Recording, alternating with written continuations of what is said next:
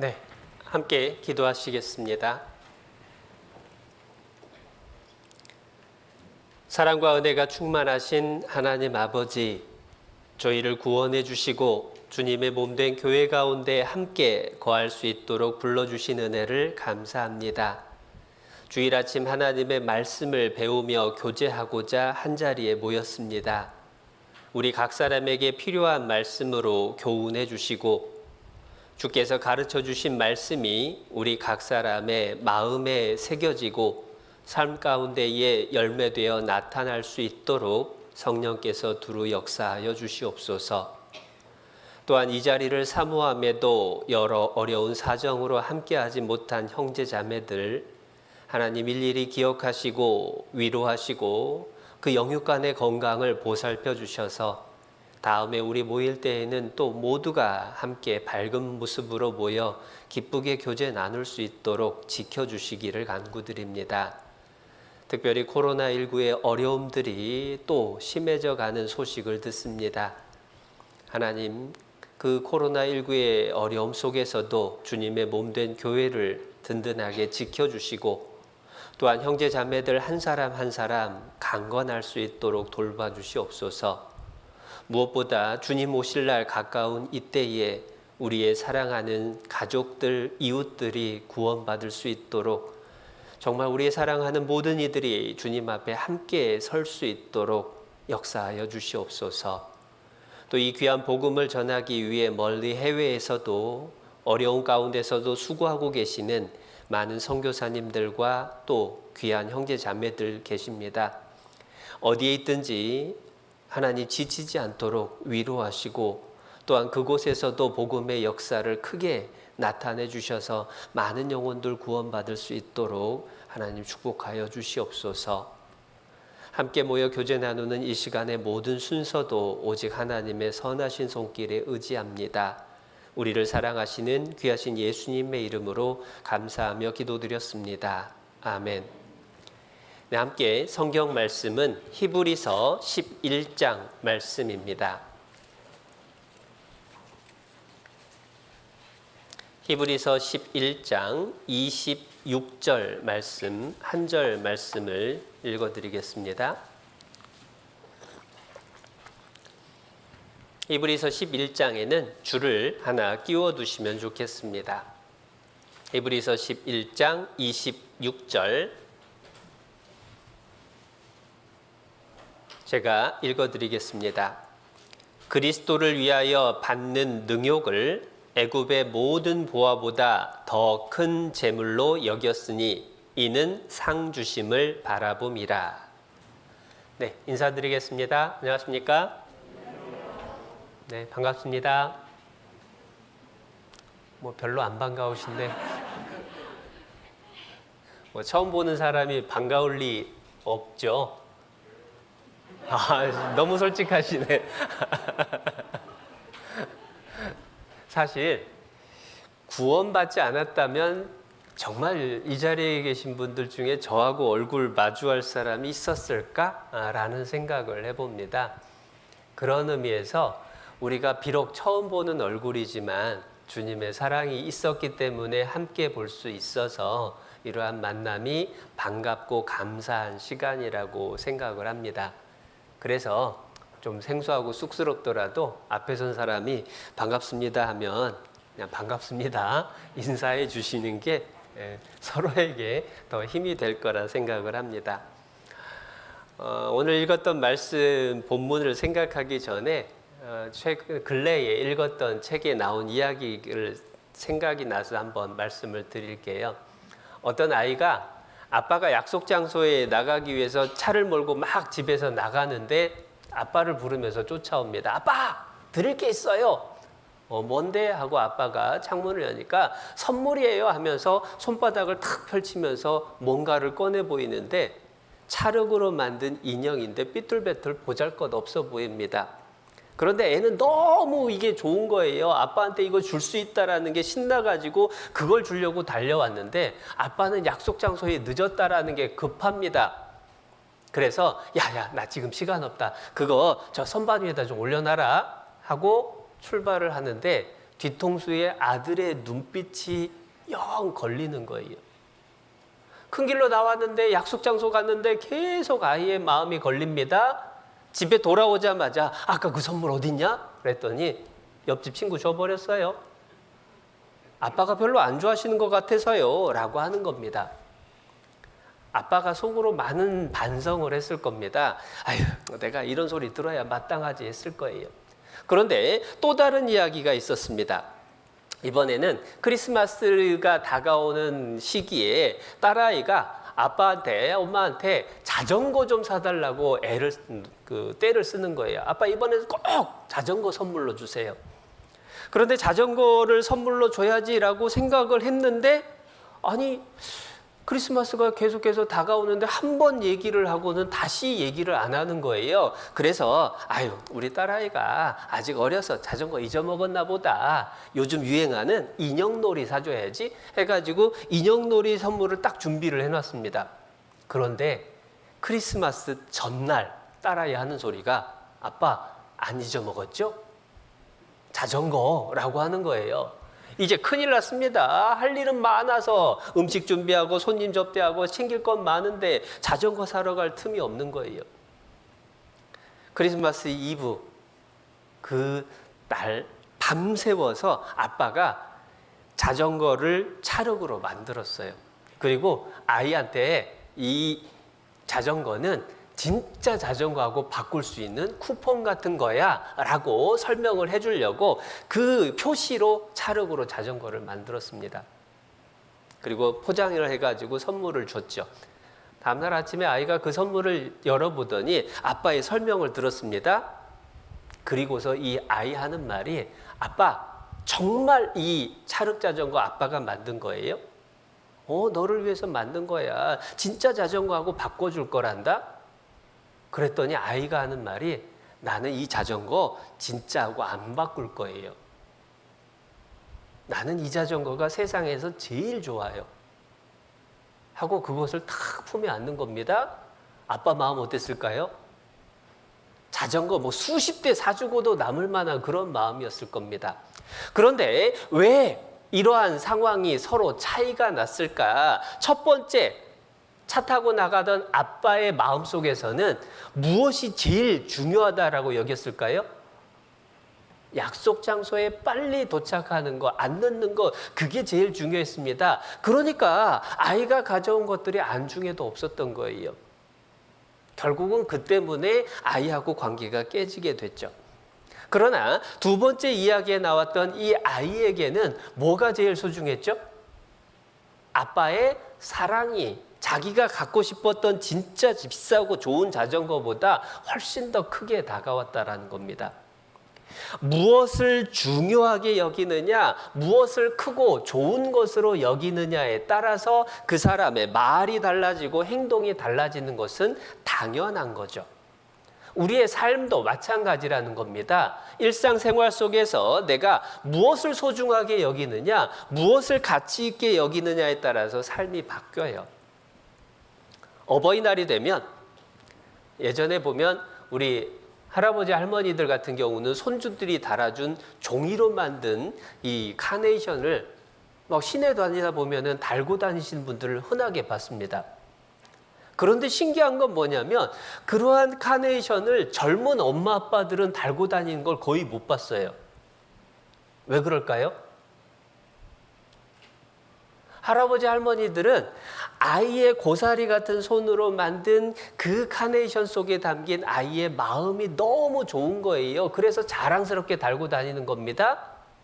그런데 젊은 엄마 아빠는 창피한 거예요. 사람들 이목이 더 크게 느껴지는 겁니다. 결국은 그것도 무엇을 더 소중하게 여기느냐, 거기에 따라서 행동하는 게 바뀌는 것을 보여주죠. 인생을 살아가는 데 있어서 진짜 소중한 게 무엇인가를 잘 생각하고 그대로 살아가느냐, 아니면 진짜 소중한 것을 모르고 쓸데없는 것을 쫓아가느냐에 따라서 완전히 다른 삶으로 바뀌게 된다는 것을 우리는 금방 이해할 수가 있습니다. 세상 살아가는 데서도 마찬가지더라고요. 예전에 정부에서 그 소양강에다가 댐을 짓기로 하고 대통령께서 전 그 대형 건설사 회장들을 불러가지고 브리핑을 쫙 했답니다. 그래서 견적을 넣어라. 소양강에 댐을 지을 거다라고 하는 걸 가지고 견적을 내라고 했는데요. 회장들이 다 그 자리에서 나오자마자 전화 들고 견적 빼라, 소양강 댐 세우려고 하는데 당장 준비해라라고 하는데 정주영 회장님 한 분만은 전화를 해가지고 견적 빼라는 말을 안 했다라고 해요. 직원들한테 무슨 얘기했느냐? 당장 가서 압구정동에 살 수 있는 땅 다 사버려라. 왜냐하면 그 당시에 압구정동은 침수 지역입니다. 소양강 댐이 없었을 때에는 항상 비만 오면은 침수가 되니까 땅에 사람이 살 수가 없는 거예요. 완전 헐값이죠. 그런데 소양강 댐이 딱 세워지고 나면 금싸라기 땅이 될 지역인 거예요. 지금도 서울에서 압구정동 하면은 엄청 잘 나가는 데잖아요. 그러니까 똑같은 상황을 보고 정주영 회장께서는 이게 어떻게 돈이 될까 그걸 생각을 한 거예요. 그걸 보면서 사람이 정말 무엇을 내다보느냐, 무엇을 가치 있게 생각하느냐가 정말 중요하구나라는 것을 금방 알게 돼요. 거창한 일이 아니라 실제로 공부하는 학생들 공부하는 걸 따져봐도 그렇습니다. 머리 좋은 학생하고요, 머리 나쁜 학생하고 차이가 뭘까? 공부 잘하는 학생하고 못하는 학생하고 차이가 뭘까? 공부 잘하는 학생하고 못하는 학생이요, 똑같이 10시간 진짜로 집중을 해서 열심히 공부를 했습니다. 시험 봤는데 공부 잘하는 학생은 점수가 잘 나오는데 그렇지 않은 학생은 똑같이 10시간을 공부를 했는데도 점수가 안 나와요. 왜 그럴까요? 머리가 좋고 나빠서요? 물론 그 영향도 있겠죠. 그러나 실제로 그 머리 좋고 나쁘고에 나타나는 모습은 공부한 흔적을 보면 압니다. 공부 잘한 학생의 책은요, 중요한 것에만 색칠이 돼 있어요.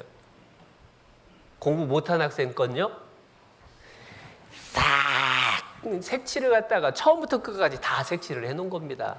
그러니까 10시간 봤는데 남는 게 없는 거예요. 결국은 뭐가 중요한지, 뭐가 중요하지 않은지를 분별할 수 있느냐, 없느냐, 그게 성적 잘 나오느냐, 못 나오느냐 차이를 만드는 거죠.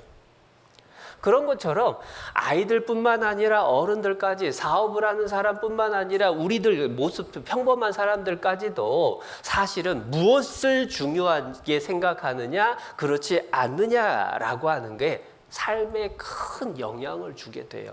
신앙생활도 똑같다라는 겁니다. 신앙생활을 하는 그리스도인들도요, 무엇을 더 중요하게 생각하느냐, 무엇이 더 좋은 거라고 생각하느냐, 그것에 따라서 그 사람의 신앙생활의 모습이 완전히 달라집니다.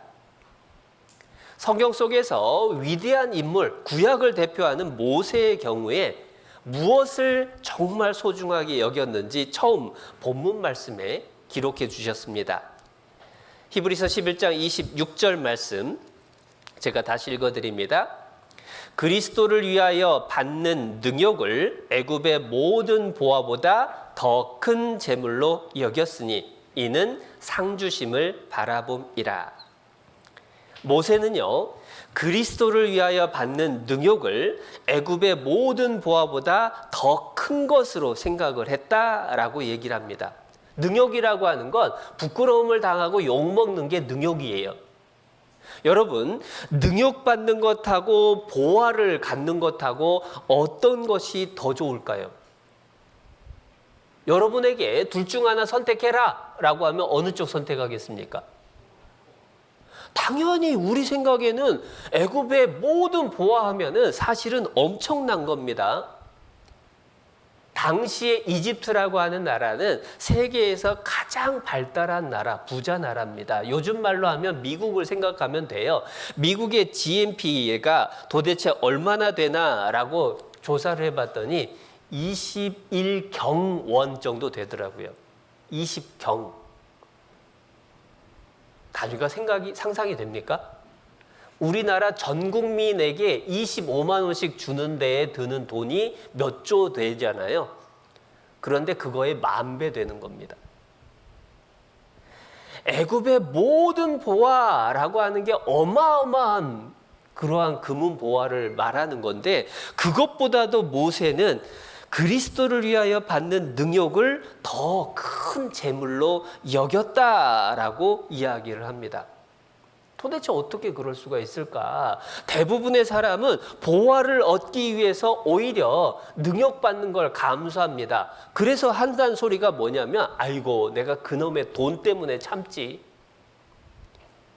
돈 벌기 위해서 남한테 싫은 소리 듣고 욕먹고 무시당하는 것도 참고 지내는 게 대부분의 사람인데, 그런데 모세는 도대체 왜 그리스도를 위해서 받는 능욕을, 욕먹고 수치를 당하는 그것조차도 애굽의 모든 보화보다도 더 큰 것으로 여겼을까? 생각해 보면요, 지금 당장 내가 가지고 누릴 수 있는 것을 따질 거냐, 아니면 하나님 앞에서 받게 될 것을 따질 거냐에 따라서 완전히 기준이 달라진다라는 걸 알게 돼요. 그 말씀이 26절 끝부분입니다. 왜 애굽의 모든 보화보다 주님을 위해서 받는 능욕을 더 크게 여겼느냐? 이유가 26절 끝부분에, 이는 상주심을 바라봄이라. 하나님 앞에서 받게 될 상급을 생각해 보니까, 내가 애굽의 모든 보화를 누리고 사는 것보다 주님을 위해서 이 땅에 살면서 수고하고 땀 흘리는 것, 사람들한테 손가락질 받고 욕먹는 것, 그게 차라리 더 낫다라고 하는 것을 생각했다라는 거예요. 실제로 주님 앞에 서게 될 날을 생각해 보면 우리도 모세와 같이 알 수가 있어요. 아, 맞아. 진짜로 주님 나라에 가게 되면 이 땅에서 주님을 위해서 희생하고 수고했던 그 시간들, 그 노력들, 그 봉사했던 그 일들, 그게 더 남는 거지라고 다 이해합니다. 그런데 문제는 그렇게 사는 사람이 얼마나 되냐 이거예요. 이 자리에는 여러분들도요, 머리로는 다 이해합니다. 아이, 그렇지. 주님 앞에 가면 하나님이 소자 한 사람한테 냉수 한 그릇 대접한 것도 다 잊어버리지 않고 다 상급으로, 영광으로 갚아준다라고 했는데, 내가 주님 위해서 산 게 최고지. 이해는 해요. 그런데 왜 정작 그렇게 사는 사람은 많지 않을까? 몇 가지 이유를 생각해 볼 수 있습니다. 그 이유 중에 첫 번째 떠오르는 건요, 진짜 당장 눈앞에 보인 것 때문에 정말 가치 있는 것을 분별을 못하는 거예요. 예전에 남아프리카 공화국에 어떤 백인 상인이 이제 뭐 물건 팔 게 있나 살 게 있나 해가지고 방문을 했습니다. 시골 어느 집을 들어갔는데요, 그 집에 할아버지가 계시는데 선반 위에 뭔가 반짝이는 돌멩이 하나가 있는 거예요. 저거 뭐냐라고 물었더니 손주가 들고 주워온 건데 이뻐가지고 그냥 올려놨다고. 한눈에 다이아몬드라는 걸 알았어요. 그래서 그 집 주인에게 제시를 했습니다. 내가 아주 멋지고 아주 최신 장난감이 있는데 이거 줄 테니까 저 돌멩이 놔주라고, 바꾸자고. 그랬더니 그 집 할아버지가 아이고 그러면 우리 손자가 너무 좋아할 거라고, 정말 고맙다고 하면서 덥석 그것을 넘겨준 겁니다. 그거 가져다가 나중에 팔았는데 몇백만 달러. 네. 실제로 엄청나게 비싼 것임에도 불구하고 그 가치를 모르니까 작은 장난감 하나하고 바꿔버리는 일이 생기는 거잖아요. 그런데 똑같은 일을 사람들이 너무도 많이 한다라는 거예요. 이사야 55장 말씀을 찾아보겠습니다.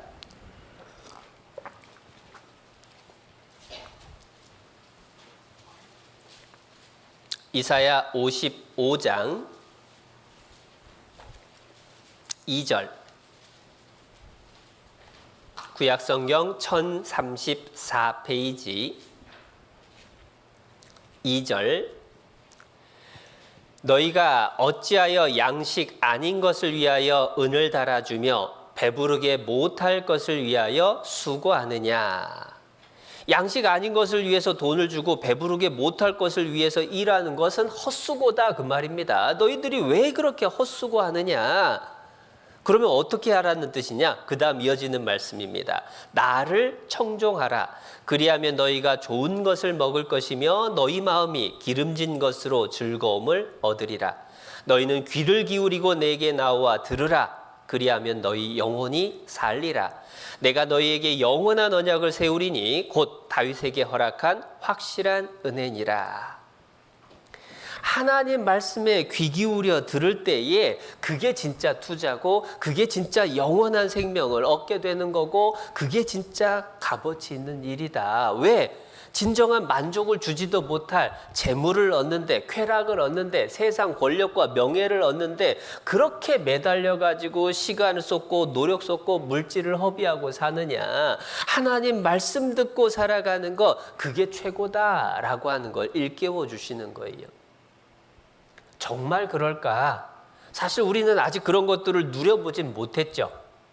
그런데 모든 명예와 권세와 부를 다 누려본 솔로몬이 다 누려본 다음에 기록한 성경이 전도서라는 성경입니다.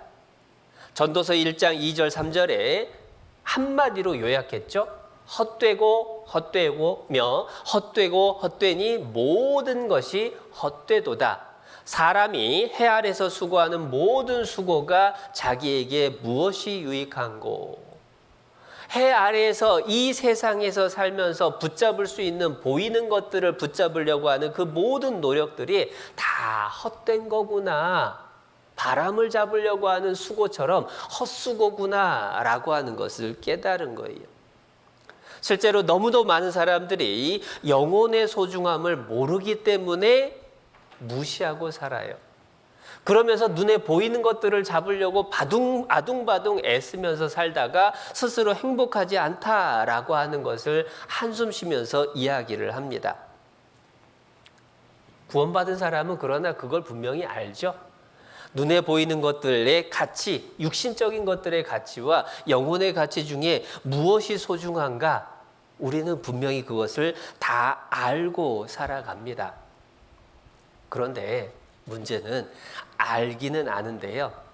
여러분 한번 솔직하게 마음속에 한번 생각해 보세요. 여러분은 누구를 부러워하면서 살아갑니까? 예를 한번 들어볼까요? 세상에서 큰 집에 살면서 멋진 차를 가지고 떵떵거리면서 성공하고 살아가는 부자를 부러워하십니까? 아니면 열심히 신앙생활을 하면서 오히려 주변 사람들한테 핍박받고 이단에 빠져서 미쳤다라고 소리 듣는 사람을 부러워하십니까? 누구 부러워하시죠? 우리는요, 머리로 이해는 다 하고 알기는 알거든요. 그런데 자꾸만 우리 마음속에서는 기왕이면 잘 먹고 잘 사는 거, 기왕이면 이 땅에서 조금 더 누려보는 거, 그것을 위해서 너무도 많이 내 마음 뺏기고 내가 거기에 애를 많이 쓰고 살아가는 모습을 발견을 합니다. 정말 소중하다라고 아는 것을 위해서 실제로 투자하는 것하고 내가 쓸데없다라고 이야기하는 것에 투자하는 것하고 비교를 해볼 때에 내 마음이 어디에 가 있는지가 드러나게 되죠. 그런데 왜 우리가요, 더 중요한 것을 위해서 실제로 투자를 하고 실제 그렇게 살아가지 못할까? 가치가 무엇이 더 가치 있는지를 알면서도 왜 그렇게 살지 못할까? 두 번째 이유는 뭐냐면요, 장래에 어떻게 될지를 잘 실감을 못하고 잘 알지를 못하는 거예요. 장래에 어떻게 될지를 순간순간 생각하기보다는 잊어먹고 사는 겁니다. 대부분의 사람들은요, 미래를 알지 못하기 때문에 장차 사라져버리고 없어질 것을 붙잡기 위해서 땀 뻘뻘 흘리면서 수고하는 일들이 정말 많아요. 100년 전쯤에 독일에서 있었던 일입니다. 100년 전쯤이면은 이제 세계 1차 대전 즈음이라고 생각을 해보시면 돼요. 이제 아주 부지런한 일하는 형하고 정말로 건달같이 살아가는 동생이 아버지가 돌아가시면서 유산을 똑같이 나눠받았습니다. 그런데 유산 나눠받자마자 얼마 안 돼서 1차 대전이, 세계대전이 터졌어요. 동생은요, 아이고 언제 죽을지도 모르는데 뭐 이래서 뭐하냐 라고 하면서요, 맨날 맥주 사다가 퍼마시고 술 취해가지고 자빠져 자고 친구들 불러다가 집에서 파티하고 그러면서 흥청망청 다 써버렸습니다. 그리고 형은요, 정말 부지런한 사람입니다. 아버지가 물려준 이 유산을 가지고 내가 큰 농장을 만들어야 되겠다. 그래서 열심히 뼈 빠지게 일하면서 돈을 저축을 했어요. 그런데 얼마 뒤에 1차 대전이 끝났습니다. 누가 부자 됐을까요? 형이 부자 됐을까요? 동생이 부자 됐을까요? 우리 상식으로는 당연히 형이 부자가 됐어야죠. 그렇게 열심히 일을 해가지고 그렇게 열심히 저축을 했으니 부자 됐을 거라고 생각을 해야 되는데 놀라운 일이 벌어졌습니다. 전쟁 이후에 독일에 초인플레이션이 터졌어요. 그래서 1년에 1조 % 물가가 올랐습니다. 상상이 안 되시죠? 미국 돈 1달러가요, 독일 마르크로 4조 마르크 정도 됐답니다. 그러니까 뭐 마르크 다 복잡하니까 1달러가 우리 돈 1조 원 갖다 주면 1달러 바꿔준다 생각하시면 그냥 이해가 되시죠? 실제로 빵 하나가 8천억 마르크라고 하는 독일 돈을 줘야 빵 하나 샀대요. 그러니까 빵 하나 사려면 리어카에다가 돈을 갖다가 싣고 가가지고 줘야 돼요. 식당에 가서 밥을 먹는 동안에 물가가 올라가서 들어갈 때 밥값하고 나올 때 밥값이 달라요.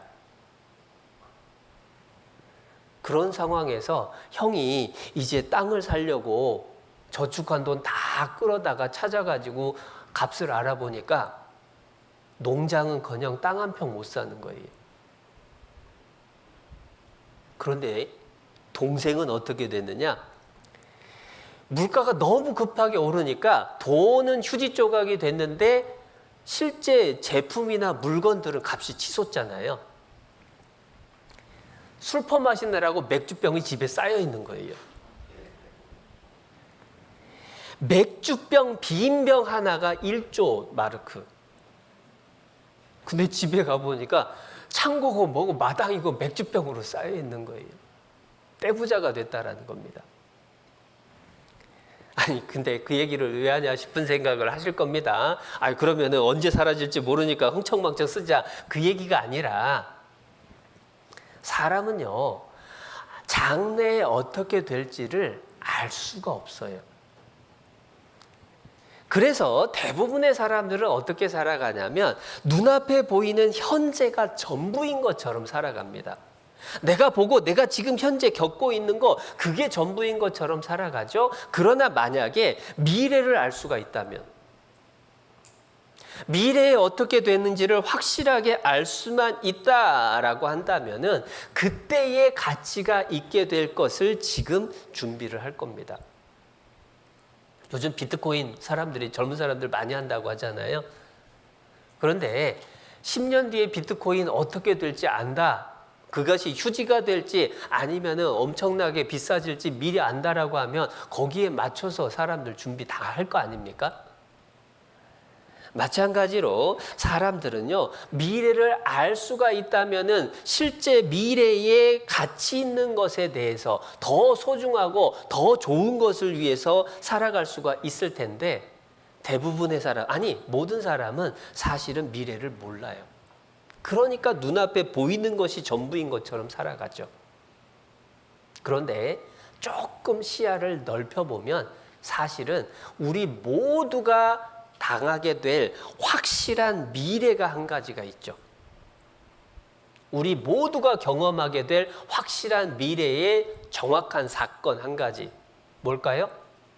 죽음이라는 거예요. 모든 사람이 반드시 죽는다. 그런데 대부분의 사람들은 죽음을 생각하지 않고 마치 영원히 살 것처럼 이 땅에서 욕심을 부리면서 살아가잖아요. 톨스토이의 단편 소설 중에서 사람은 무엇으로 사는가라고 하는 이야기가 있습니다. 그 중에 한 부자가요, 엄청나게 비싼 가죽을 가지고 구두방에 찾아옵니다. 그러면서 이 가죽을 가지고 1년을 신어도 구겨지지 않는 새 신발 같은 그런 튼튼한 신발을 만들어 달라고 그래요. 그런데 거기 주인공이었던 그 구두방에서 일하는 청년이요, 그 부자가 나가자마자 가죽을 재단을 하는데 구두를 만드는 게 아니라 시신에다가 신기는 슬리퍼 같은 신발을 만드는 거예요. 주인이 깜짝 놀래가지고 무슨 짓이냐고 하는데 아니나 다를까 갑자기 이 부자 마차를 몰던 마부가 달려온 겁니다. 주인 어른이 집에 도착하자마자 돌아가셨다고. 그러니까 그 가죽으로 구두가 아니라 이 시체에다가 신기는 슬리퍼 만들어 달라고. 사실은 그 주인공으로 나오는 구두방 청년이 하나님이 무언가 깨달음을 갖게 하려고 이 땅에 내려보냈던 천사였거든요. 미리 알았던 겁니다. 그런데 그 부자는 앞으로 어떻게 될지를 모르니까요, 1년을 신어도 튼튼한 신발을 구했지만 정작 자기가 그날 죽을 줄을 어떻게 알았겠냐고요. 죽음 앞에서 우리는 생각해 봐야 돼요. 죽음 앞에서 정말 가치 있는 것, 정말 소중한 것, 그게 진짜 귀한 거예요. 시편 39편입니다.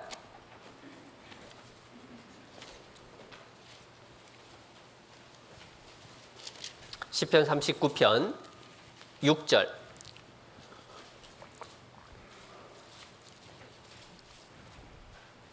(39편) 6절. 진실로 각 사람은 그림자같이 다니고 헛된 일에 분요하며 재물을 쌓으나 누가 취할는지 알지 못하나이다. 사람들의 살아가는 모습이요, 열심히 돈을 벌지만 그걸 정작 누가 가져갈지 전혀 알지 못한다는 겁니다. 수의에는 주머니가 없다라고 이야기를 하잖아요. 우리가 이 땅에서 그렇게 갖고 싶어 했던 재물들, 죽음 앞에서 아무 의미가 없다라는 거 너무나 확실합니다. 소유뿐만 아니라 물질뿐만 아니라 지식이나 인기나 유행이나 문화나 마찬가지인 거예요. 어떤 유명한 학자가요, 나룻배를 타고 이제 큰 강을 건너가고 있습니다. 이 배를 타고 강을 건너다가 이 사공한테 학자가 물어보는 거예요. 사공은 철학을 아시오? 아유, 저 같은 사람이 무슨 철학을 알겠습니까? 그랬더니 학자 하는 말이, 아이고, 그러면 당신은 인생 3분의 1은 헛살았소. 또 그 다음에 또 가다가 다시 한번 묻습니다. 아니, 그럼 사공은 문학에 대해서 아시오? 아유, 저 같은 사람이 문학은 무슨 문학입니까? 전혀 모릅니다. 아유, 인생 3분의 1 또 헛살았소 하면서 놀리면서 지나가는 겁니다. 그런데 가다가 배가 암초에 부딪혔어요. 바위에 부딪혔습니다. 구멍이 나고 배가 가라앉기 시작합니다. 사공이 이제 학자에게 물어보는 거예요. 선생님, 혹시 수영할 줄 아십니까? 아니, 내가 무슨 수영을 할 줄 안단 말인가? 나 수영 전혀 못하네. 사공이 한마디 하죠. 아이고, 그럼 선생님은 인생 몽땅 헛살았습니다 하고 헤엄치고 가버렸대요. 여러분, 죽음이라는 것 앞에서 철학이고 문학이고 이 세상의 명예고 다 의미 없다라는 거 너무 확실하잖아요. 죽음의 순간에 진짜 값어치 있는 것이 무엇인지 그것을 아는 것이 지혜라는 겁니다. 시편 39편 4절입니다. 여호와여, 나의 종말과 연한의 어떠함을 알게 하사 나로 나의 연약함을 알게 하소서. 내 죽음이 어떠할지, 내가 죽음에 임했을 때 어떠한 모습이 될지 지금 생각해 보는 것이 정말 중요합니다. 버마 선교사로 유명한 아도니람 저드슨이라는 분이 계십니다. 이분이요, 젊어서 친구를 만났는데 친한 친구가 무신론자였어요. 그래서 원래 기독교 집안에 태어났던 이 저드슨이라는 분이요, 대학 가가지고 완전한 무신론자가 됐습니다.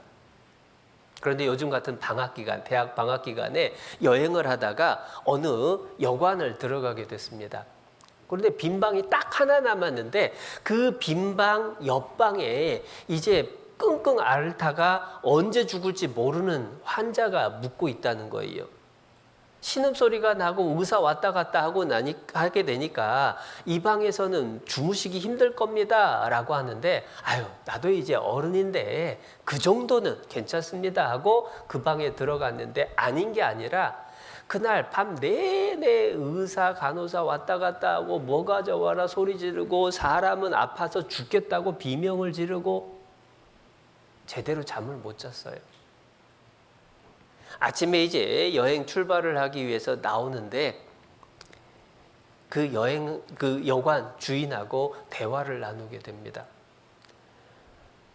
좀 쉬셨냐고 물었더니 잠 한숨 못 잤다고 얘기했을 것 아닙니까? 그러면서 물어봤어요. 아, 그런데 옆방 그 아픈 사람은 어떻게 됐냐고.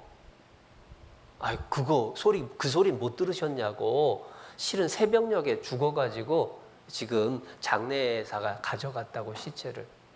그런데 그 사람 나이가 아마 당신 또래 정도밖에 안 되는 것 같다고.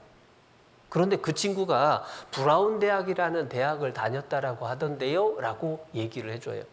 그때 저드슨이 자기가 브라운 대학 학생이었거든요. 자기 또래의 브라운 대학 학생이라고 하면 혹시 알지 모르니까 누구냐고 한번 숙박계 명부를 봤더니 자기의 절친이었던 무신론자 그 친구였어요.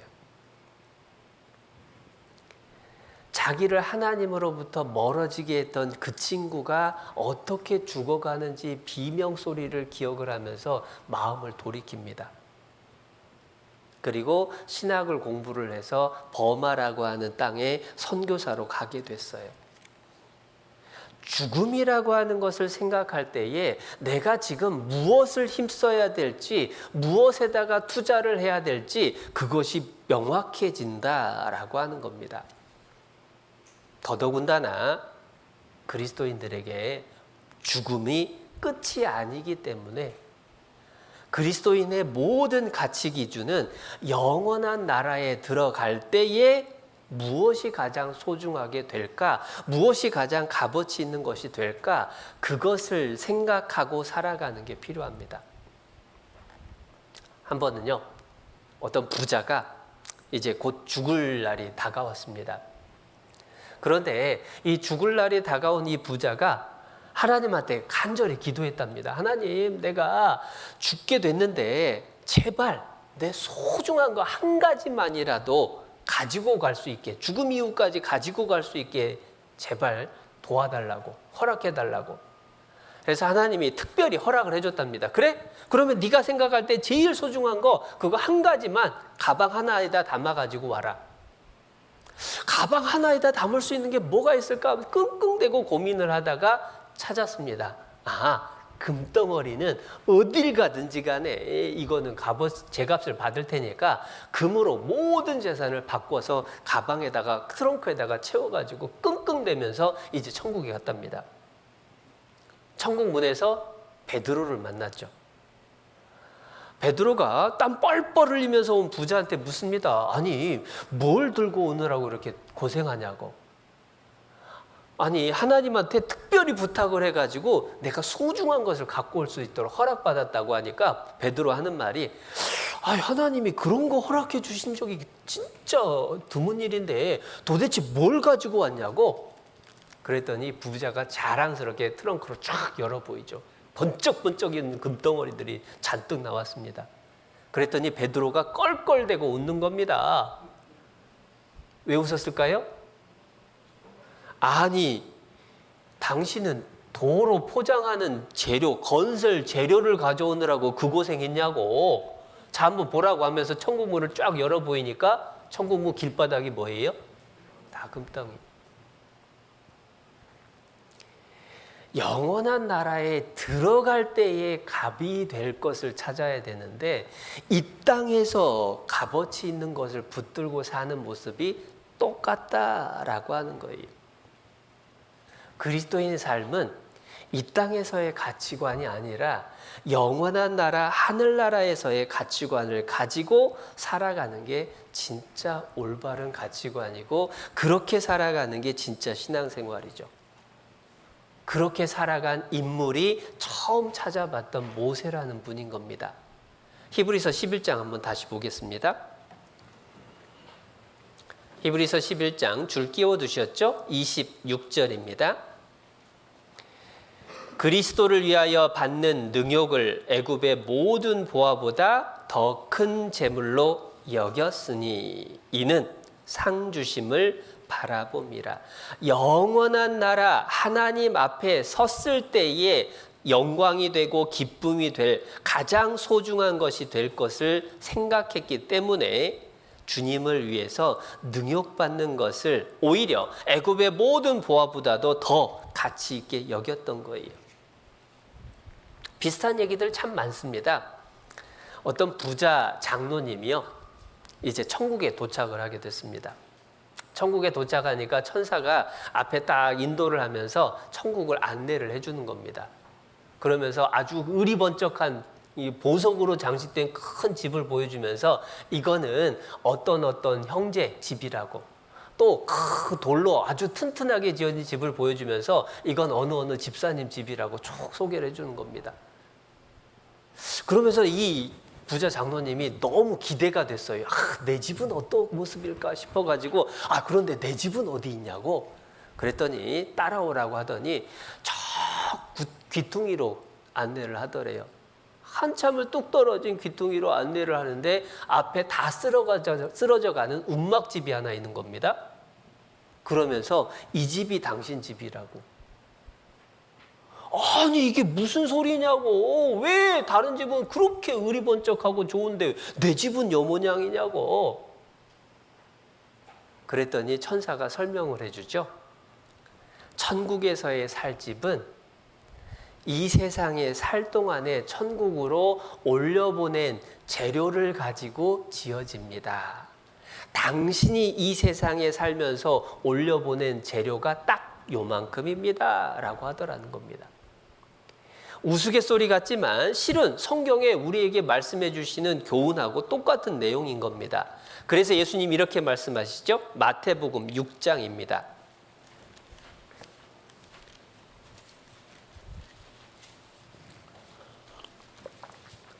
마태복음 6장 20절.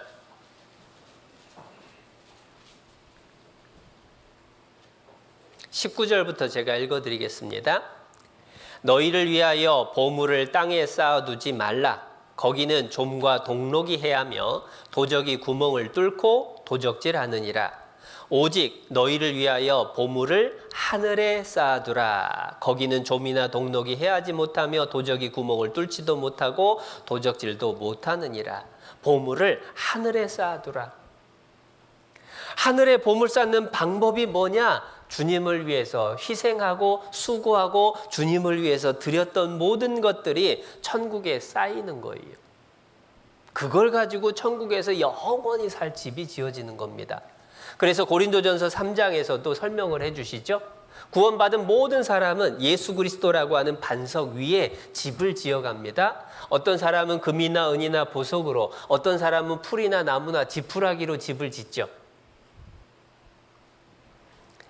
우리가 이 땅에 사는 동안에 영원한 천국을 생각하고 내가 무엇을 하는 것이 최선일까? 그것을 살아가는 게 진짜 신앙생활의 모습이 될 거예요. 그런데 우리 구원받은 사람들이 정말 영원한 기준으로 가치가 무엇이 큰 것인지를 알면서도 잘 안 되는 이유가 또 있습니다. 그건 뭐냐면요, 마귀가 있기 때문에 그래요. 마귀는요, 자꾸만 우리 눈을 어둡게 만들죠. 자꾸만 올바로 분별하지 못하고 자꾸 뒤죽박죽을 만드는 거예요. 그래서 어떤 분은 이런 얘기를 합니다. 이 세상은 가격표가 뒤바뀐 백화점 같다. 금은 보석과 가치가 있는 것에는 10원, 100원 싸구려 가격표가 붙고, 정말 쓸데없어 보이는 별것 아닌 일회용품에다는 몇 억이라고 하는 가격표가 붙어있는 백화점하고 똑같다, 그 얘기입니다. 사람들은 그런데 그 가격표만 보고 야, 이게 진짜 비싸고 좋은 건가 보다 하고 그쪽으로 몰려가죠. 그런데 시간이 지나면 이제 실상이 드러나고, 어떤 사람은 땅을 치고 후회하게 될 거고, 어떤 사람은 정말 횡재를 해서 기뻐하게 되는 일이 벌어질 거라는 거예요. 마귀는요, 항상 사람들에게 있어서 정말 소중한 것들은 가치 없게 만들어버리고, 정말 쓸데없는 것을 제일 소중한 것처럼 착각하게 만드는 일을 해왔습니다. 에덴 동산에서 아담 하와를 유혹할 때도 그렇게 말을 했죠. 선악과를 먹으면 행복해질 것처럼. 마귀는 그뿐만 아니라 영혼의 욕구에 대해서 우리에게는 눈을 감겨버리고, 육신의 욕구에는 정말로 예민하게 반응하도록 자꾸만 우리 눈을 가린다라고 하는 겁니다. 그래서 성경에 나타난 많은 인물들의 모습이 그래요. 에서라고 하는 사람은 육신의 배부름을 위해서 장자의 명분을 팔아치워버립니다. 정말 영원한 것, 하나님이 주시는 축복에 대해서는 무시하고 살아가다가 결국은 축복을 다 뺏기고 나서 땅을 치면서 후회하지만 소용이 없었죠. 예수님의 제자 중에 가룟 유다는요, 눈앞에 보이는 돈에 눈이 멀어가지고 예수님을 은30에 팔아버렸잖아요. 양심의 가책을 받고 결국은 자살했죠. 지금은 지옥에 있을 겁니다. 그런데 왜 그런 일이 벌어지느냐? 마귀가 자꾸만 눈을 가리는 거예요. 그렇기 때문에 구원받은 사람은 하나님이 알려주시는 가치 기준을 올바로 볼 수 있도록, 마귀의 회방 가운데 흔들리지 않도록 기준을 분명히 하는 게 필요한 거예요. 바울의 경우에는 그게 확실했습니다. 빌립보서 3장을 한번 보시죠. 빌립보서 3장 7절.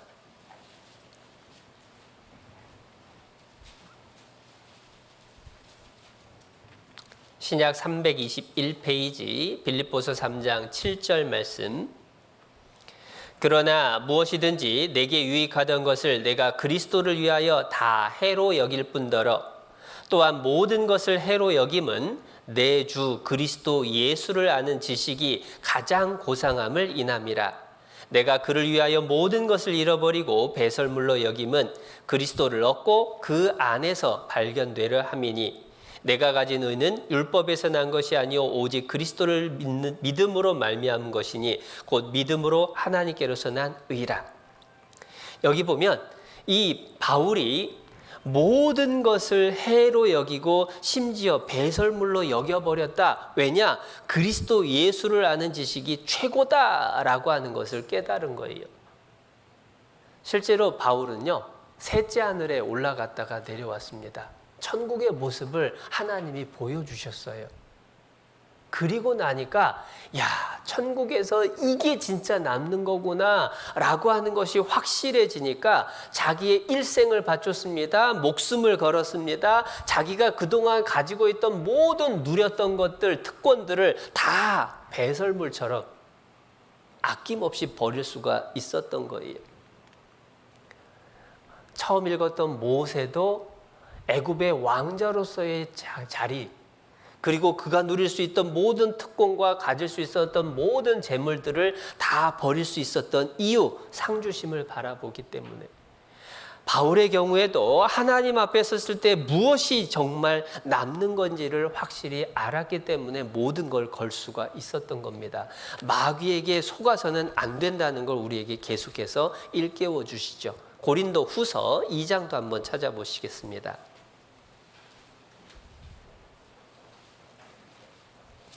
고린도후서 2장 11절.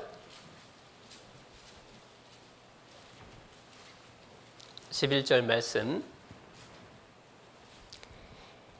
이는 우리로 사단에게 속지 않게 하려 함이라. 우리가 그 괴계를 알지 못하는 바가 아니로라. 사단에게 속아서는 안 된다라고 하는 겁니다. 사단은 자꾸만 우리 눈을 가려서 쓸데없는 것에 매달리게 하고 정말 소중한 것을 하지 못하게 만드는 거예요. 요즘은 정말로 우리 마음을 뺏어가는 게 너무 많아요. 스마트폰이라고 하는 것들이 거의 전 국민에게 보급이 되면서 사람들이 그것 쳐다보고 그 속에서 정보를 찾고 재밌는 것을 찾고 낄낄대면서 웃고 그거 쳐다보느라고 시간을 너무 많이 쏟아버립니다. 그러면서 정작 말씀을 읽고 기도를 하고 교제를 참석을 하고 복음을 전하기 위해서 애쓰는 데는 점점 마음이 떠나버리게 만들죠. 그게 마귀가 하는 일이라는 겁니다. 그런데 그게 마귀가 하는 일이다라고 하는 걸 알면서도 자꾸만 우리가 정작 중요한 것을 위해서 살지 못하는 이유는요, 우리의 눈이 자꾸만 흐려진다라는 거예요. 고린도전서를 한번 찾아보죠. 바로 앞에 고린도전서 15장 58절.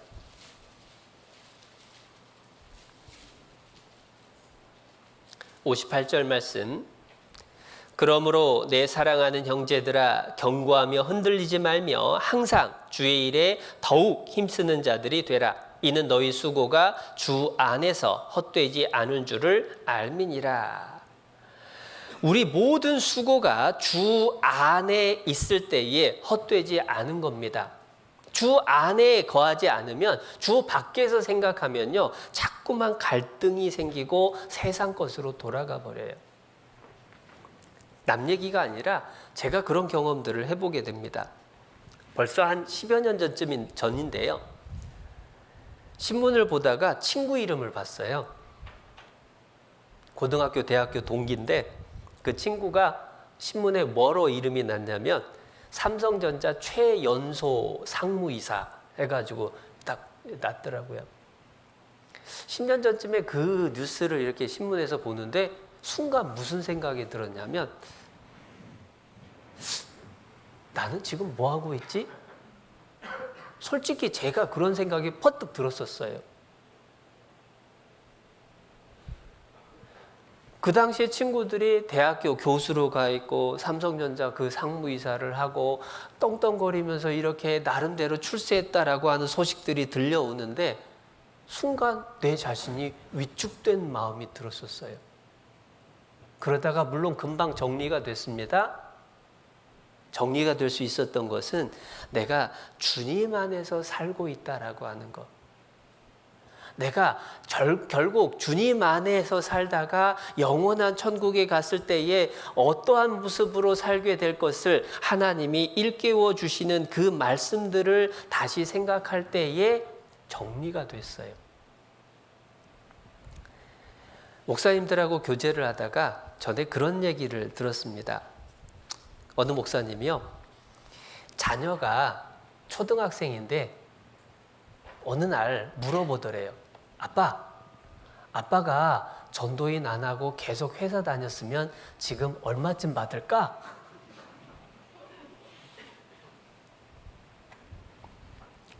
그 목사님이 자녀한테 대답을 해줬대요.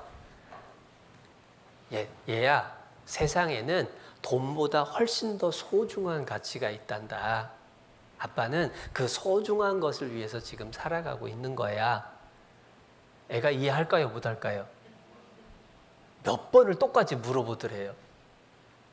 아빠 얼마 받았을까? 아마 그 아이의 질문의 의도는 친구들하고 비교하고 자기가 갖고 싶은 거 사달라고 하는데 자꾸 안 사주고 하니까 불평이 있었겠죠. 그러나 우리가 그 대화를 생각을 해보면서, 제가 그 얘기를 들으면서 생각해 보는 게요, 정말로 우리 기준이 주님의 말씀에 확고하게 뿌리 내리고 있지 않으면요, 어느 순간 자꾸만 흔들린다라는 거예요. 마귀가 흔들기도 하고 이 세상에 살고 있는 동안에 우리가 말씀을 붙잡지 않으면은 내 자신은 언제든지 흔들릴 수밖에 없는 연약한 존재라는 것을 분명하게 깨닫게 되는 겁니다. 그래서 우리가 살아갈 때요, 정말 주님 안에서 영원한 세상에 들어갔을 때에 무엇이 소중한 것이고 무엇이 값어치 있는지를 생각하고 살아가는 게 필요합니다. 그런 의미에서 한번 질문을 해볼까요? 여러분, 대한민국의 대통령이 되고 장관이 되는 게 나을까요? 아니면 김천교회 구역장 조장하는 게 나을까요? 요즘은 참 정치인들이 별로 인기가 없으니까 우리나라의 재벌이 되는 게 나을까요? 우리 김천교회 봉사 직분 맡아서 수고하는 게 나을까요? 사실 머리로는 사실 우리가 너무 잘 알잖아요. 그런데 거창한 게 아니라 순간 우리에게 다가오는 일로 생각해 보면 우리 실상이 어떤 모습인지 실감을 합니다. 수요일 날 직장에서 잔업을 하면 몇십만 원 준답니다. 말씀 들으러 오실랍니까? 잔업하실랍니까? 당장 눈앞에 딱 얼마 이게 돈이 보이게 되면 그때 갈등을 하죠. 그러나 분명한 건 우리가 항상 말씀 앞에 온전히 기준을 가지고 흔들리지 않아야만 올바른 신앙생활을 끝까지 갈 수가 있다는 겁니다. 시편 84편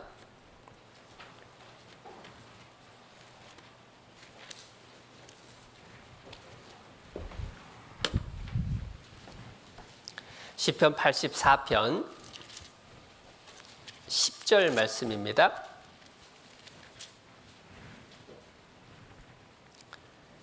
시편 84편 10절 주의 궁정에서 한 날이 다른 곳에서 첫날보다 나은즉 악인의 장막의 거함보다 내 하나님 문지기로 있는 것이 좋사오니.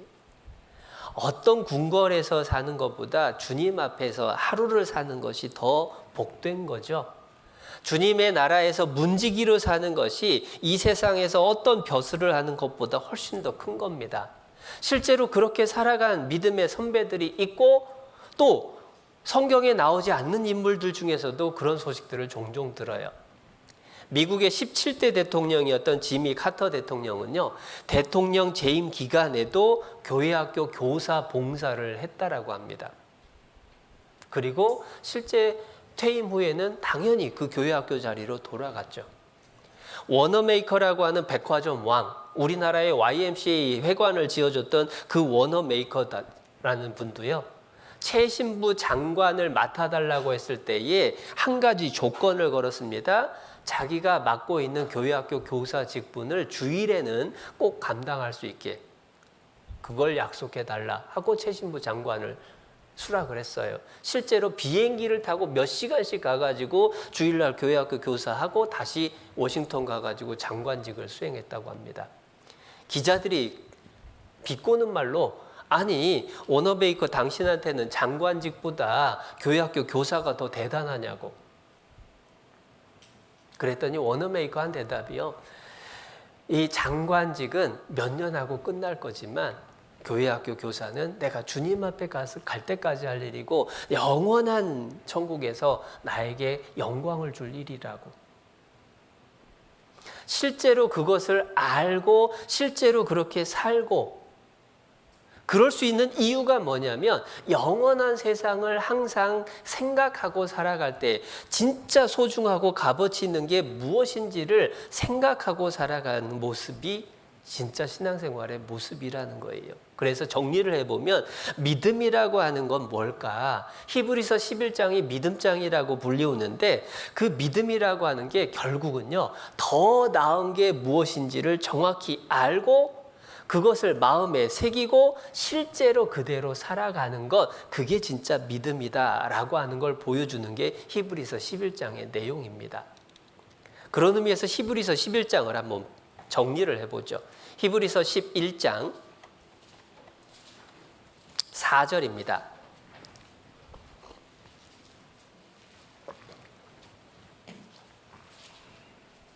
히브리서 11장 4절.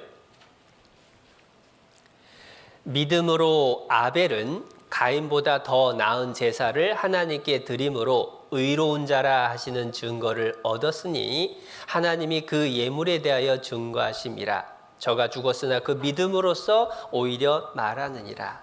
믿음 이야기를 하는데요. 도대체 그 믿음이 어떻게 나타났느냐? 아벨은 가인보다 더 나은 제사를 드렸으니. 더 나은 제사. 더 나은 게 뭐냐? 하나님 앞에 무엇이 더 나은 거냐라고 하는 것을 아벨은 정확하게 알고 실천했다라고 하는 겁니다. 하나님 앞에 정말 중요한 게 정성이냐 아니면 죄를 대속하는 피를 드리는 거냐? 뭐가 더 중요한 거죠? 피를 드리는 게 더 나은 거다. 아벨은 그걸 알고 드렸던 거예요. 인간적인 가치 기준으로 따져보면요, 각종 과일 채소를 하나님께 제사 드리는 게 훨씬 더 정성이 많이 들어갔습니다. 보기도 좋았을 겁니다. 그러나 하나님 앞에 더 나은 게 뭐냐라고 하는 것을 아벨은 정확하게 알고 제사를 드렸기 때문에 믿음의 사람으로 인정을 받은 거예요. 더 나은 게 뭐냐? 사람 기준이냐? 하나님 기준이냐? 내 노력과 수고냐? 하나님의 정해놓은 법이냐? 그것을 알고 따르는 것, 그게 믿음이다라고 하는 걸 보여주는 겁니다. 그리고 16절도 한번 보시죠.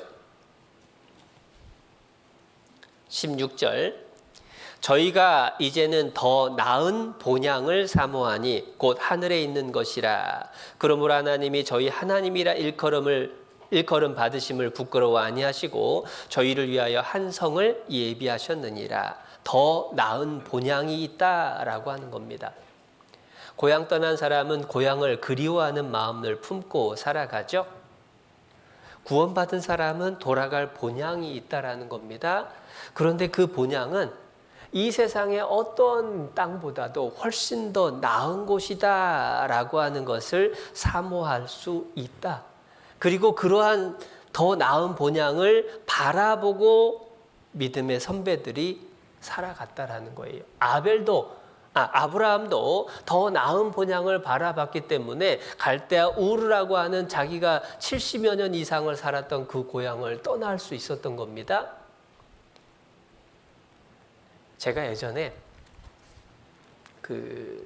어느 형제님의 송별식을 하는 찬양대장님의 송별식이었는데, 찬양대장님이었기 때문에 이 찬양대장님한테 이 특송을 떠나는 분한테 오히려 특송을 한번 부탁을 드렸어요. 근데 그분이 불렀던 찬양이 뭐냐면, 괴로운 인생길 가는 몸이 평안히 쉴 곳 아주 없네. 걱정과 고생이 어디는 없으리 돌아갈 내 본향 하늘나라에서 쭉 이어지는 찬송이었습니다. 그런데 그 찬송을 들으면서 맞다, 정말로 우리가 만나고 헤어지고 계속해서 이게 반복되지만 정작 우리가 돌아갈 본향은 한 곳이고 거기 가면 다 만날 거다, 그게 우리 소망이고 그게 위로지 하면서 너무 그 찬송이 좋았어요. 그런데 나중에 그 찬송을 자세히 보다 보니까 밑에 뭐라고 써 있냐면 장례식이라고 써 있더라고요. 장례식에 부르는 찬송. 그런데 그 가사가 너무 좋아요. 그리고 실제로 생각해 보면 죽음을 생각하고 영원을 생각할 때에 더 나은 본향을 떠올리고 살아가는 삶이 진정한 그리스도인의 삶이 맞겠구나라는 것들을 다시금 새롭게 생각해 보게 되는 겁니다. 찬송가 가사 중에 그런 내용들이 많아요. 복음성가에도 죄 많은 이 세상은 내 집 아니네, 내 주님 계신 곳 저 하늘에 있네. 죄 많은 이 세상은 내 집 아니고 내가 갈 곳이 저 영원한 곳에 준비가 돼 있다. 더 크고 좋은 집을 살기 위해서 애쓰고 노력할 게 아니라 더 나은 본향을 마음에 분명하게 새기고 그 본향을 생각하고 오늘을 살아가는 것, 그게 진짜 믿음 생활이죠. 25절도 보겠습니다. 히브리서 11장 25절. 도리어 하나님의 백성과 함께 고난받기를 잠시 죄악의 낙을 누리는 것보다 더 좋아하고 이 모세의 모습인데요. 하나님의 백성들과 함께 고난받는 것하고 죄악의 낙을 누리는 것하고 비교를 할 때에 어느 쪽을 더 좋아했느냐? 하나님의 백성과 함께 고난받는 것, 그걸 더 좋아했다라는 겁니다. 여러분은 무엇을 더 좋아하실까요? 통장에 잔고 늘어나는 것을 좋아하십니까? 말씀 읽고 기도하는 시간 늘어나는 걸 좋아하십니까? 통장에 숫자 늘어나는 걸 좋아하십니까? 성경 읽기표에 칸 채워지는 걸 더 좋아하십니까? 어느 쪽을 더 좋아하시죠? 적어도 우리 김천교회 형제 자매님들은 성경 읽기표에 칸이 더 많이 채워지는 거 좋아하시죠? 전혀 대답이 없으신 건 도대체. 여러분, 우리가 믿음이라고 하는 건 도대체 뭘 더 좋아하느냐? 무엇을 더 소중하게 여기느냐? 무엇을 더 크게 여기느냐? 거기에 이 사람의 믿음이 드러나는 거다. 이 사람이 진짜 믿음을 따라 사는 건지 그렇지 않은 건지가 드러나는 거예요. 통장 얘기를 했지만 통장 얘기뿐만 아니라 편안하게 들어누워서 TV 보고 스마트폰 보고 그걸 더 좋아하십니까? 아니면 땀을 흘리면서라도 신방 가고 전도하러 찾아다니는 것 더 좋아하십니까? 재밌는 곳 놀러 다니는 것 좋아하십니까? 아니면 교제 봉사의 모임 찾아다니는 거 그것도 좋아하십니까? 모세는요, 하나님의 백성과 함께 고난받기를 잠시 죄악의 낙을 누리는 것보다 더 좋아하고. 그런데 여기서 조심해야 될 게 하나 있어요. 더 좋아한다라고 하는 말을 잘못하면 오해할 수가 있습니다. 여러분, 모세는요, 고난받는 것을 즐겼을까요? 힘들어했을까요? 네? 즐겼을까요? 여기서 더 좋아하고 라고 하는 단어의 뜻이요, 재밌어하고 즐거워했다라는 뜻하고는 약간 차이가 있습니다. 헬라어 원어에 뭐라고 되어 있냐면 말론 헬로메노스, 좀 어려운 말로 표현이 되어 있는데 의미가 뭐냐면 무엇보다 무엇을 택하다라고 하는 의미예요. A라고 하는 것을 제껴놓고 B라고 하는 것을 더 소중하게 여겨서 택했다. 그것을 더 좋아하고 라고 표현을 한 겁니다. 모세는요, 죄악 가운데에서 즐거워하는 것보다 차라리 하나님의 백성과 고난받는 것을 택했다는 겁니다. 좋아서, 즐거워서 좋아했다, 택했다라는 게 아니라 더 가치 있고 소중한 것이기 때문에 그것을 선택했다라는 거예요. 어느 선교사님이 잠시 귀국을 하셨을 때에 물어봤어요. 선교사님은 그곳 소식을 들어보니까 뭐 침대에도 벌레가 드글드글 올라오기도 하고 날씨는 너무 무덥고 찜통 같고 그리고 먼지나 환경 이 위생 모습은 너무 열악하고 그런데 그러한 먼지나 벌레 같은 거 좋아하셔요? 라고 물었더니 이 선교사님 대답하는 게 나 그거 진짜로 기겁을 할 정도로 싫어합니다. 아니 그런데 어떻게 그런 곳에서 살면서 전도를 하실 수가 있죠? 선교사님의 대답이 내가 좋아하는 일을 하는 것보다 주님이 원하시는 일을 하는 것이 더 소중하니까요. 그것이 더 가치 있는 일이니까요. 비록 나는 너무 싫어하는 일이고 너무 힘들어하지만 그러나 그게 정말 귀중한 일이니까 그곳에 가는 겁니다 라고 대답을 하시더라는 거예요. 솔직히 누구나요, 편히 누워가지고 TV 보고 스마트폰 만지작거리고 뒹굴뒹굴 노는 거 그거 좋아하죠. 어디 좋은 경치 좋은데 놀러 가는 거 당연히 그것도 좋아하죠. 그러나 내가 즐거워하는 재밌는 일을 할 게 아니라 하나님이 기뻐하시는 일을 선택할 수 있는 것, 그게 더 좋아하고 더 좋은 일이라는 거예요. 성경에 보면 하나님의 보기에 좋은 것보다 자기 보기에 좋은 것을 따라간 사람들이 나옵니다. 사무엘상 15장을 한번 보겠습니다.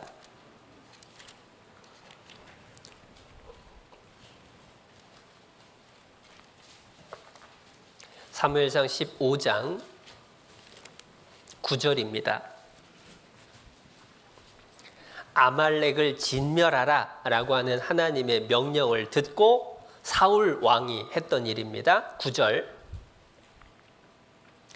사울과 백성이 아각과 그 양과 소의 가장 좋은 것 또는 기름진 것과 어린 양과 모든 좋은 것을 남기고 진멸기를 즐겨 아니하고 가치 없고 낮은 것은 진멸하니라. 사울 왕은요, 하나님 명령이 있었음에도 불구하고 자기 보기에, 백성의 보기에 좋은 것들을 남겨뒀어요. 하나님 좋은 것을 따라간 게 아니라 자기 좋은 것을 따라간 겁니다. 하나님 좋아하는 건 뭐냐? 22절이죠. 사무엘상 15장 22절. 사무엘이 가로되 여호와께서 번제와 다른 제사를 그 목소리 순종하는 것을 좋아하심같이 좋아하시겠나이까? 순종이 제사보다 낫고 듣는 것이 순양의 기름보다 나으니. 하나님은 순종하는 것을 훨씬 더 좋아합니다. 그런데 사울은 자기 보기에 좋은 것을 남겼어요. 그것을 따라갔습니다. 뿐만 아니라 사울은요, 하나님의 칭찬보다 사람들의 칭찬을 더 좋아했습니다. 그래서 뭐라고 하느냐? 24절에 사울이 사무엘에게 이르되 내가 범죄하나이다. 내가 여호와의 명령과 당신의 말씀을 어긴 것은 내가 백성을 두려워하여 그 말을 청종하였음이니이다. 하나님 말씀보다 백성들 말을 더 좋아하고 더 크게 여겼던 거예요. 그래서 하나님이 당신을 버렸습니다 라고 무서운 심판을 예고하셨음에도 불구하고 30절 같이 이야기를 합니다. 30절. 사울이 가로되 내가 범죄하였을지라도 청하옵나니 내 백성의 장로들의 앞과 이스라엘의 앞에서 나를 높이사 나와 함께 돌아가서 나로 당신의 하나님 여호와께 경배하게 하소서.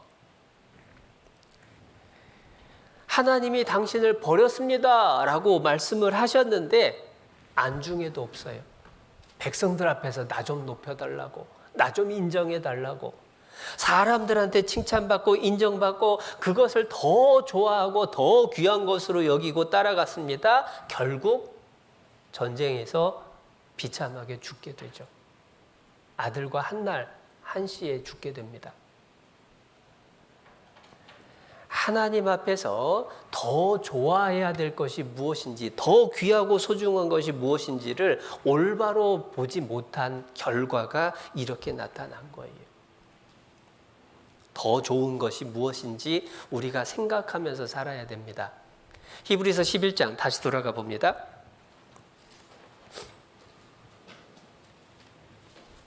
히브리서 11장 처음 읽었던 26절입니다.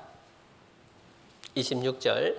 그리스도를 위하여 받는 능욕을 애굽의 모든 보화보다 더 큰 재물로 여겼으니, 더 큰 재물로 여겼으니 이는 상주심을 바라봄이라.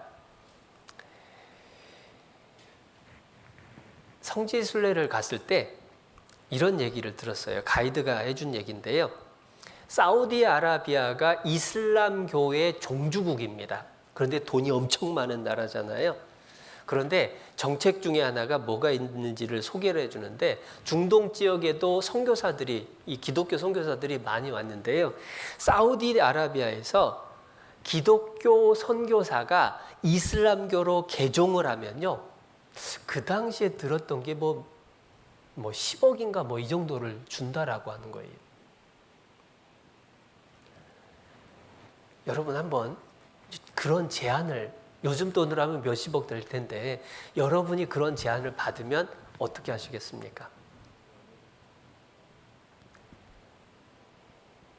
선교사로 고생하면서 살 거냐, 개종을 해가지고 몇십억 받고 편안하게 살 거냐 라고 하는 그러한 선택의 기회가 주어졌을 때 어떻게 할 겁니까? 라고 여쭤보면 대부분 대답이 어휴, 어떻게 몇십억 때문에 개종을 하냐고, 하나님을 버리냐고 라고 다 대답하셔요.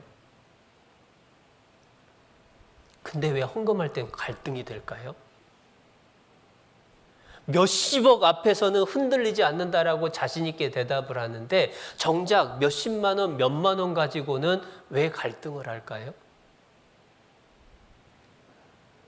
우리의 마음이 정말 무엇을 더 큰 것으로 여기느냐라고 하는 것에 확실하게 정리가 되어 있지 않으면 너무도 많은 순간에 신앙생활하면서 자꾸 갈등하게 돼요. 해야 되나 말아야 되나, 이만큼 해야 되나 이만큼 해야 되나. 믿음이라고 하는 건 더 좋은 것, 더 귀한 것, 더 큰 것, 그것이 무엇인지를 아는 것이 끝이 아니라 그것을 마음에 담아두고 실제로 그렇게 사는 것, 그게 믿음이라고 하는 거예요. 그렇게 살 수 있는 근거는 지금 당장이 아니라 앞으로 하나님 앞에 섰을 때에 어떠한 상을 받게 될 거냐라고 하는 것을 항상 잊지 않는 것이 중요하다라는 겁니다. 그래서 히브리서 11장 26절 끝부분에 이는 상주심을 바라봄이라, 상주심을 바라봄이라. 모세는요, 그 상주심을 바라보고 그리스도를 위해서 능욕받는 것을 감당을 했어요. 그런데 정말 생각해 보면 놀라운 게 모세가 그 주님을 위해서 능욕받는 시간이 얼만큼이었을까요? 40년이라는 시간 동안을 모세는요, 하나님의 백성들과 함께 고난을 받았습니다. 그리고 그 많은 백성들의 불평 속에서 고생을 하고 수고를 했습니다. 여러분, 한두 번 주님을 위해서 수고하고 또 사람들한테 욕먹는 것을 견디는 거, 그것은 그렇게 어렵진 않아요. 그런데 40년 동안을 변함없이 한다? 쉽지 않은 일이죠. 더더군다나 모세의 그 40년은요, 언제까지냐? 정작 따져보면요, 죽는 순간까지입니다. 죽을 때까지 변함없이 그리스도를 위해서 받는 능욕을 애굽의 보화보다도 더 큰 재물로 여기는 그 마음을 흔들리지 않고 유지를 했다라는 거예요. 구원받은 우리가 처음 구원받을 때는요, 야, 내가 주님 위해서 뭐든지 할 수 있을 것 같다라고 생각을 합니다. 그리고 진짜 열심히 살기도 합니다. 그런데 여러분 한번 생각해 보세요. 구원받고 5년, 10년, 20년 시간 지났습니다. 여러분 지금의 마음이 처음 구원받았을 때 주님 앞에 결심했던 내가 주님 위해서 살아야지 라고 했던 그 마음보다 더 커졌습니까? 작아졌습니까? 가끔 교제하다 보면요, 예전에 왕년에 내가 이만큼 했다라고, 내가 옛날에는 이렇게 열심히 살았다고 이런 얘기하는 분들을 종종 만나요. 그 얘기는 뭐죠? 지금은요. 지금은 그렇게 못하고 있다는 뜻이기도 하죠. 그런데 믿음이라고 하는 것은 끝까지라는 거예요. 그리고 그 끝까지 할 수 있게 하는 그 비결이 뭐냐? 상주심을 바라보는 그 믿음인 겁니다. 예수님도 그러셨거든요. 히브리서 12장 2절입니다. 12장 2절 믿음의 주요 또 온전케 하시는 이인 예수를 바라보자. 저는 그 앞에 있는 즐거움을 위하여 십자가를 참으사 부끄러움을 개의치 아니하시더니 하나님 보좌 우편에 앉으셨느니라. 앞에 있는 즐거움을 바라보셨기 때문에 십자가를 참고 수치를 견딜 수가 있었다라는 겁니다. 능욕을 받기를 감당할 수가 있었다라는 거예요. 우리에게 주어질 상급도 마찬가지로 너무너무나 큰 것이 예비되어 있습니다.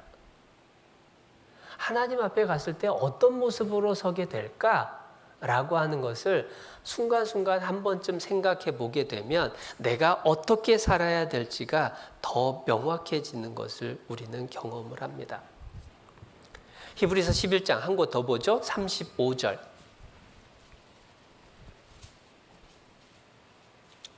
35절 말씀. 여자들은 자기의 죽은 자를 부활로 받기도 하며 또 어떤 이들은 더 좋은 부활을 얻고자 하여 악형을 받되 구차히 면하지 아니하였으며, 더 좋은 부활이 있다는 겁니다. 여러분, 구원받은 사람은 천국에 다 갑니다. 구원받은 사람은 모두가 부활합니다. 그런데 그 부활에요, 더 좋은 부활이 있고 그렇지 않은 부활이 있다는 겁니다. 아까 잠깐 설명을 드리긴 했는데 고린도전서 3장을 한번 찾아보죠. 더 좋은 부활이라는 게 뭘까?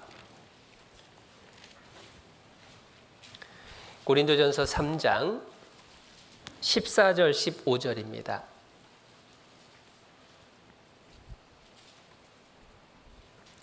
14절.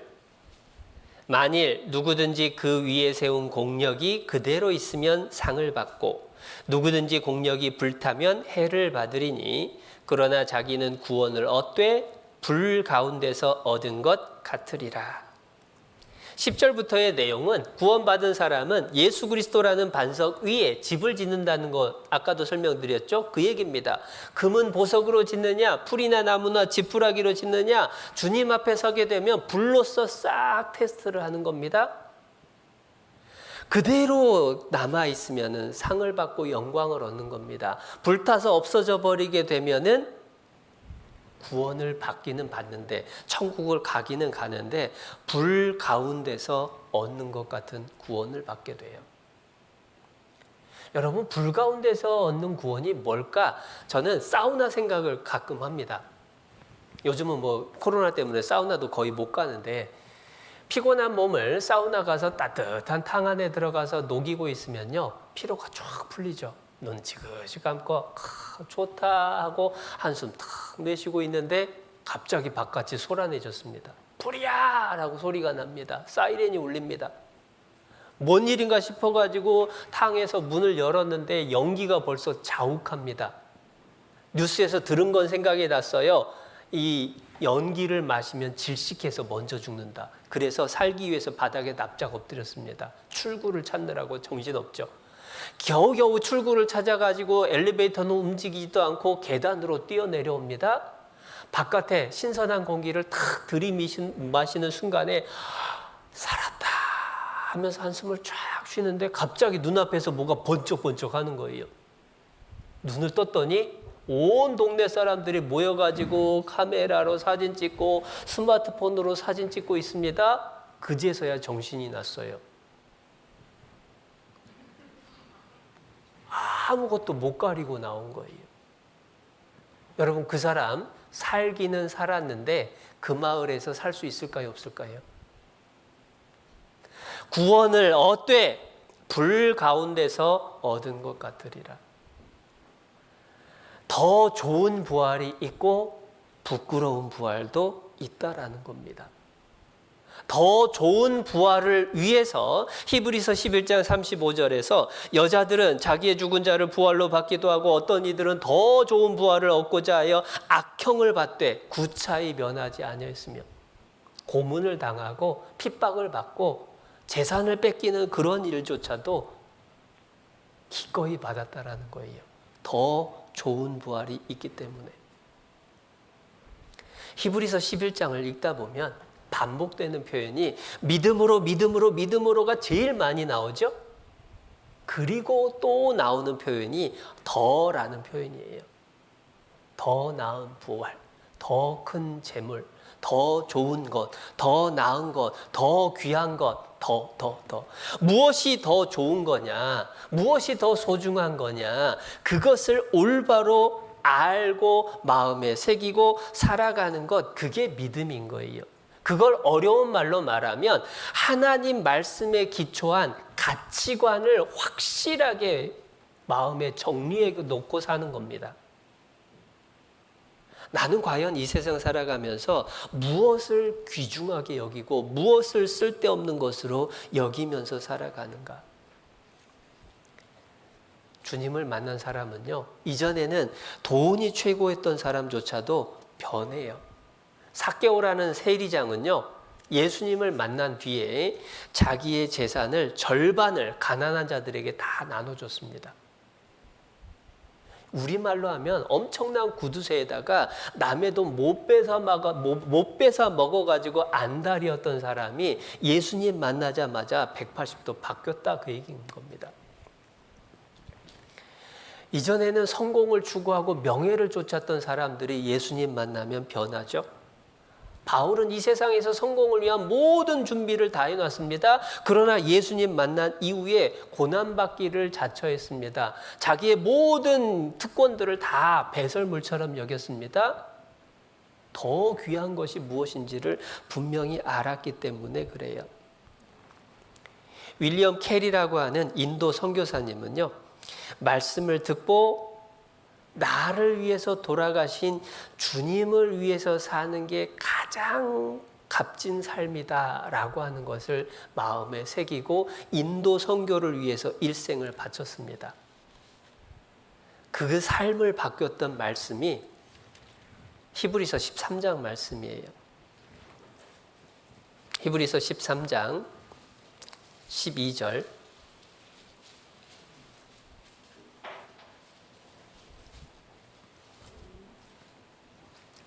12절 13절.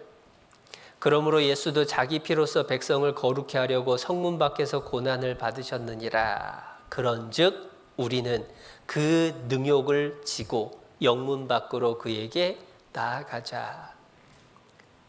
능욕을 짓는 것을 기꺼이 하자. 그리고 그 말씀대로 살았던 사람들이 많다라는 거예요.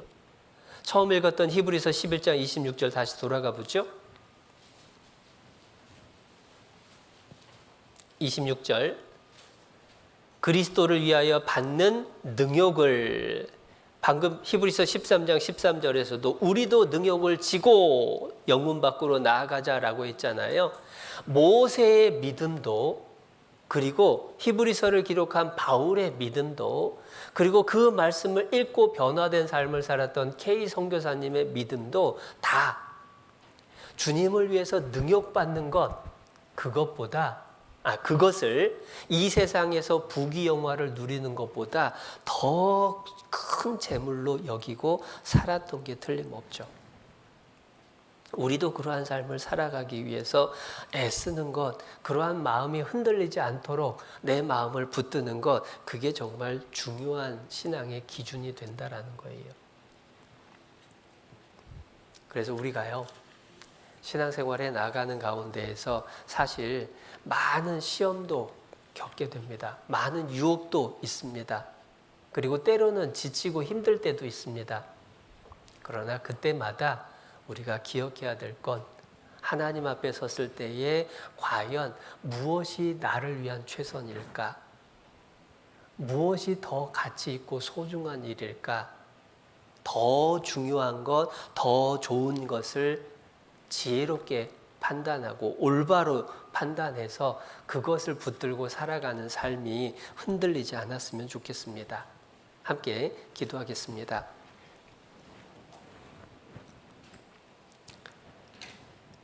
우리를 사랑하셔서 늘 함께 해주시는 하나님 아버지 참 감사합니다. 구원해 주시고 말씀으로 가르쳐 주시고 귀한 형제자매를 가까이 해 주셔서 함께 교제하고 함께 합력할 수 있게 해주심을 감사합니다. 주님의 베풀어 주신 그 큰 은혜를 기억하고 주님 앞에 설 나를 생각하며 오늘 올바른 가치관을 가지고 살아갈 수 있도록 하나님 늘 일깨워 주시옵소서.